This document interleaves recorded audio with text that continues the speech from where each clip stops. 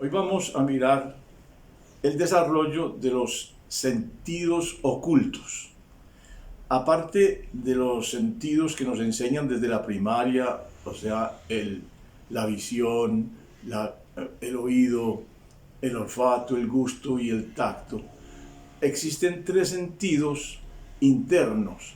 Por eso se llaman ocultos, porque normalmente no damos cuenta de ellos. De hecho, muchos textos que hablan sobre los sentidos ni siquiera los mencionan. Esos tres sentidos son los siguientes. El primero es el sistema propioceptivo. Está formado por un montón de terminales nerviosas ubicadas en los músculos, en los tendones y en los ligamentos, que dan razón de la postura nuestra y dan razón del grado de tensión o distensión de los músculos. También la ubicación de los distintos miembros, tanto de los pies, tanto de las extremidades inferiores como de las extremidades superiores. O sea, si tengo un dedo doblado, si tengo un dedo extendido, eso me informa y yo recibo esa información si la atiendo. El segundo sistema es el sistema vestibular. Este sistema está encargado básicamente de ayudarnos a controlar el equilibrio y coordinar en los movimientos con el cuerpo, coordinar la cabeza con el cuerpo. Normalmente nos da información sobre cuál es la posición de la cabeza con relación al piso y nos permite fijar la atención en un punto en el espacio. Eso básicamente es el sistema vestibular, que, como ustedes ven, se complementa mucho con el propioceptivo. Luego viene el octavo sistema, el octavo, digámoslo, sentido, que es la interocepción. En la interocepción básicamente nos da información del funcionamiento de los órganos internos. Por él sabemos si, por ejemplo, tenemos una taquicardia, si el corazón está palpitando a una velocidad mayor, normal, de lo normal, una información sobre el funcionamiento pulmonar, una información sobre todo el sistema digestivo, si tenemos una agriera o si tenemos un malestar o si está bien el tránsito intestinal en general. En fin, nos da información sobre todos los distintos órganos del cuerpo. Esos tres sistemas, como son ocultos y además tienen la propiedad de funcionar de manera automática también, están funcionando, digámoslo, siempre. Incluso, por ejemplo, en una persona con estado vegetativo que se quedó después de un accidente sin conciencia ni nada, el corazón sigue funcionando, los pulmones siguen funcionando, todo sigue funcionando. Todos los terminales del sistema propioceptivo siguen, digámoslo, transmitiendo las señales de los distintos músculos, ligamentos y tendones. Y el sistema auricular y vestibular, que es básicamente funcionando a nivel del oído interno, sigue también emitiendo las señales correspondientes. Pero como no hay conciencia, no hay quien use esa información. Ahora bien, vamos a repetir este principio fundamental. En el cerebro, todo desarrollo tiene que ser deliberado. Y esto es lo que crea una dificultad muy grande en estos tres sentidos. ¿Por qué? Porque nuestra cultura no es una cultura orientada hacia el interior, hacia la observación interna. Es una cultura muy orientada hacia el exterior. Entonces casi que orienta toda nuestra atención a todos los eventos externos que están ocurriendo, digámoslo, en el ámbito de nuestro entorno que nos rodea, del entorno que nos rodea. Pero no es una cultura orientada a que estudiemos bien cómo nos sentimos, cómo es nuestra postura, cómo tenemos la tensión de los músculos, en fin.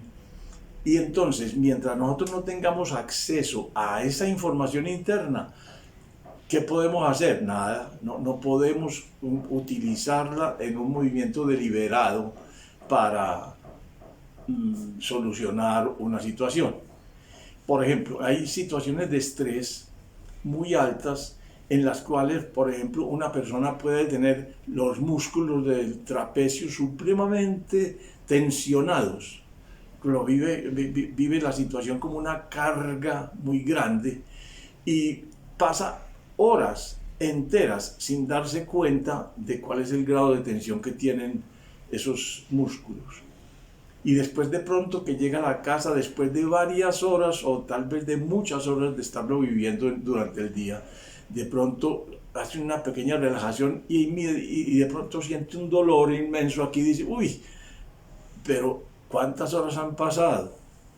O sea, eso indica básicamente que ese tipo de personas no está orientada a estudiar cómo están sus músculos y está claramente, digámoslo, poco habituada a hacer procesos, digamos, de relajación y procesos de meditación, que serían los que le ayudarían a mirar bien cómo está ese funcionamiento interno. Y de la misma manera, por ejemplo, hay personas que tienen una tensión permanente en sus músculos del antebrazo. Son personas que por esa tensión muestran que tienen un afán de control del mundo, lo cual señala que básicamente no tienen una capacidad de aceptación de la realidad muy grande, sino que tienen una actitud defensiva, prevenida, controladora, precisamente para que se eviten las situaciones de amenaza.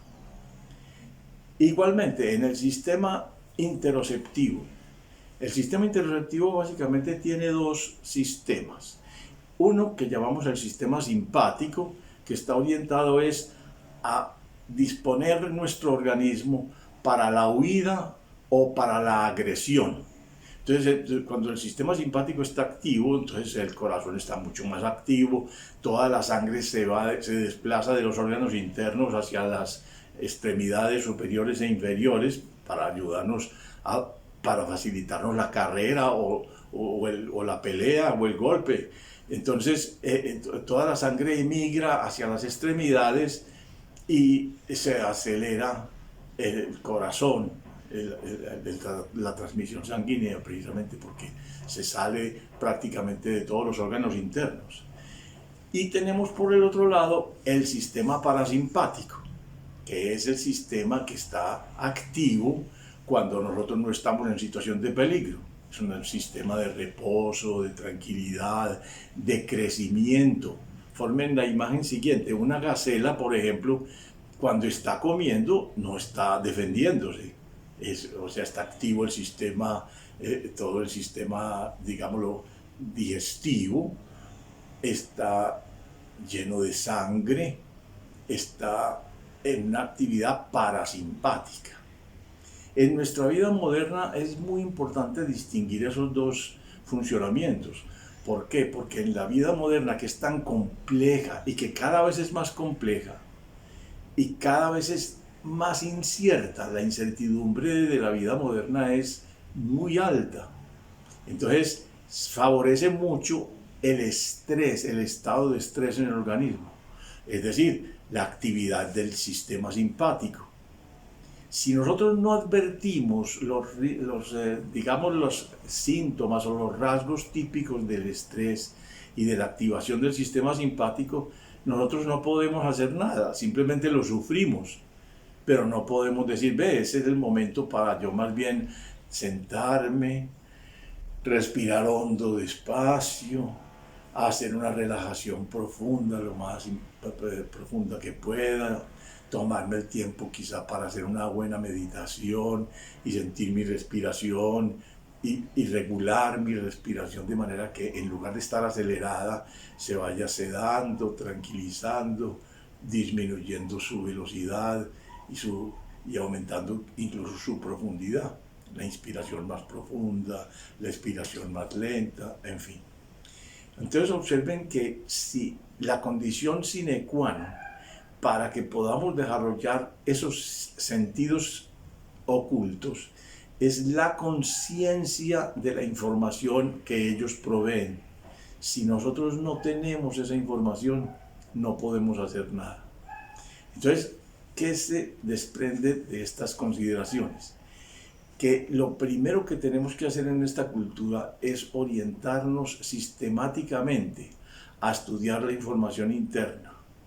Y en ese plan, vuelvo a insistir en las dos vías que yo considero más expeditas para lograrlo, que son la relajación, en ejercicios de relajación donde yo puedo ubicar mi cuerpo, ubicar dónde está cada una de mis articulaciones, cómo es la posición que tengo en las piernas, en los pies, en los muslos, cuál es la posición, cómo es el grado de tensión que tengo en la espalda, cuál es mi postura general, puedo atender bien a cuál es mi estado de respiración, si está agitado, si está sereno, puedo atender bien al corazón, puedo atender bien a mis órganos internos, a ver si existe algún dolor, alguna tensión.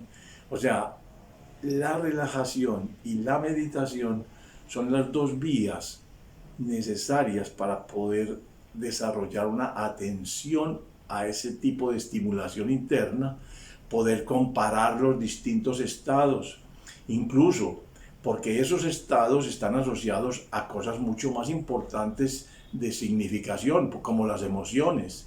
Si yo no tengo claridad, por ejemplo, de que tengo casi que ganas de trasbocar, entonces yo no puedo interpretar una reacción que tenga ante un determinado estímulo. Yo no sé si es asco o es miedo o es dolor o qué, porque no tengo contacto con la sensación de repulsa gástrica que me daría el consiguiente asco.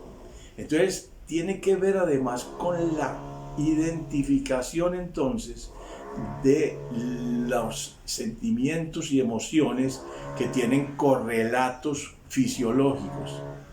Por lo tanto, la atención tiene que estar muy centrada y tiene que estar muy, digámoslo, favorecida por un ambiente sereno, donde donde yo prácticamente cierro el acceso a la información esteroceptiva, que son los otros 5 sentidos, y la encierro o la centro en todo lo interno. Yo quiero pedirles que hagan varios ejercicios durante el día, no uno solo, porque si quieren desarrollar este sistema, tienen que hacerlo varias veces hasta que se les vaya convirtiendo en un hábito el descubrir cómo están. Por ejemplo, si en la mañana, al despertar, lo primero que hacen es revisarse cómo está todo su sistema propioceptivo, cómo están sus músculos, cómo está su postura, Y si al mismo tiempo estudian su funcionamiento interoceptivo, o sea, cómo está su corazón, cómo está su respiración, si tienen una temperatura normal o si está más caliente o más frío, en fin. Entonces, ustedes van a ir poco a poco hacen sensibilizarse a ese tipo de estímulos y van a poder empezar a aplicar la idea básica de que en este mundo incierto y cada vez más complejo, lleno de mucho estrés, nos exige, para velar por nuestra propia salud y nuestra tranquilidad, buscar el funcionamiento del sistema no simpático, sino parasimpático, o sea, tranquilo, sereno. Les voy a rogar que lo hagan varias veces al día, ojalá por la mañana, ojalá a mediodía un ratico y ojalá por la tarde otro ratico. No les gasta mucho tiempo, pero si no lo hacen, la sensibilidad no se desarrolla. Eso es todo por hoy.